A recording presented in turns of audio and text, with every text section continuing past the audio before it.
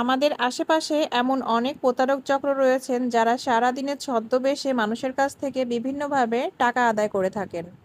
আজকে যখন আমি বাসা থেকে বের হচ্ছিলাম, হঠাৎ করে দেখি এই দুজন মানুষ কোথা থেকে যেন হাজির, এত বড় একটা পোস্টার হাতে নিয়ে বলছে সাহায্য দিতে। তাদের আচরণ এবং সাহায্য চাওয়ার ধরন দেখেই আমার কেমন যেন একটু সন্দেহ লাগছিল। তারপরে আস্তে আস্তে তাদের হাতে থাকা পোস্টারের দিকে এগিয়ে গেলাম এবং খুব সুন্দর করে পোস্টারের বিস্তারিত পড়তে শুরু করলাম।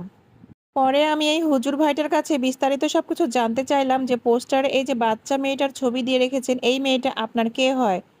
উনি আমাকে উত্তরে বলেন যে এই বাচ্চা মেয়েটা নাকি তার ভাগ্নি হয়। আমিও ছেড়ে দেওয়ার পাত্রী নয়। আমি তাকে পুনরায় জিজ্ঞেস করলাম, আপনার আপন ভাগ্নি? তখন উনি একটু নার্ভাস মতো হয়ে আমাকে বলল, না, আমার আপন ভাগ্নি নয়, আমার এলাকার ভাগ্নি। ওনার এই কথা শুনে আমি বলে ফেললাম, বাহ, আপনি তো বেশ উদার মনের মানুষ। এলাকার ভাগ্নি আর আপনি এত পরিশ্রম করছেন তার জন্য? এই কথা শুনে বেচারা ঘেমে টেমে শেষ।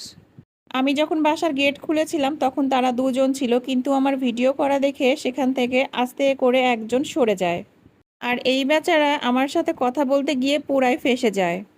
পরে আমি তার কাছে জানতে চাই যে এই বাচ্চাটির বাবা মায়ের নাম্বার দিন, আমি সরাসরি কথা বলবো এবং তাদেরকে আমি সাহায্য করব।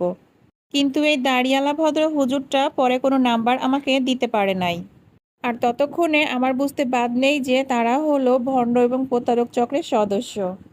এই ধরনের প্রতারক হতে সবাই সাবধানে থাকবেন। আল্লাহ হাফেজ।